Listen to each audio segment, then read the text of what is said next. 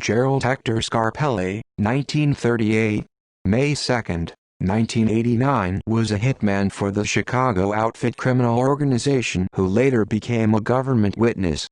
Born in Chicago, Scarpelli was the son of a baker on the near west side of the city. Scarpelli was arrested in 1960, the first of 18 arrests in his criminal record. In July 1965, Scarpelli pleaded guilty to armed robbery in Wisconsin and received a suspended sentence and probation. 30 days later, Scarpelli was arrested for burglary in Illinois. A crew member for Caporal Joseph Ferriola for several years, Scarpelli gained a reputation as a leading loan shark. He oversaw illegal gambling operations in the suburban neighborhoods of southwest Chicago. Scarpelli had dreams of being a legitimate business owner, but never realized them. He opened a boutique at one point, but it failed in a few months.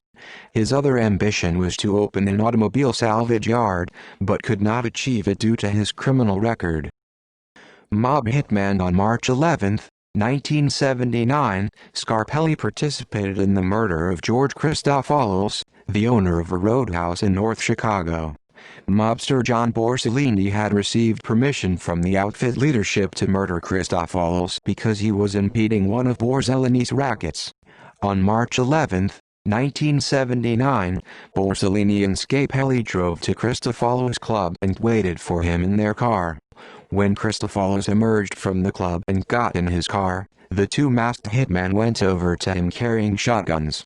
While Scarpelli guarded two passbys, Borsellini shot and killed Christopoulos.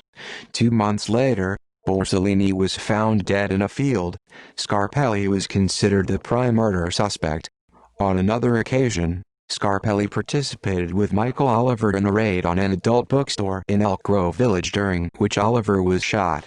Scarpelli and others buried a still masked Oliver in an area from which law enforcement were later to recover 5 bodies.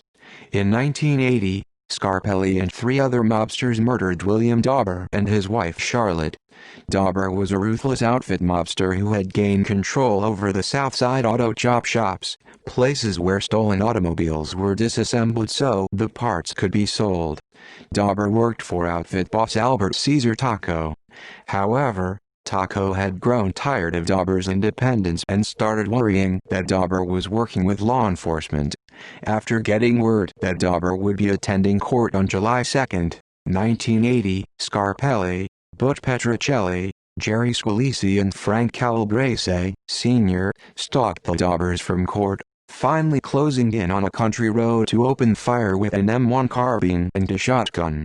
The Daubers sustained multiple gunshot wounds. Scarpelli shot Bill Dauber 2 more times in the head with the shotgun at close range. Arrest and suicide. On July 31, 1988, Scarpelli was arrested by federal agents for a robbery in Michigan City, Indiana.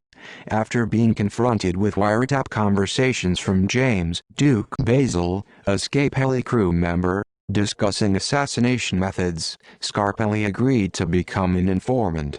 Scarpelli eventually admitted his involvement in the 1980 Dauber murders as well as the murders of mob chauffeur Gerald Carusiello and chop shop owner Timothy O'Brien.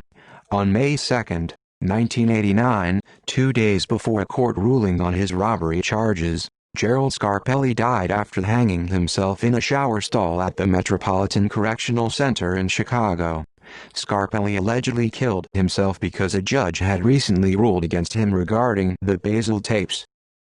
References: United States Congress, Senate, Committee on Governmental Affairs, Permanent Subcommittee on Investigations, Organized Crime, USGPO, 1988.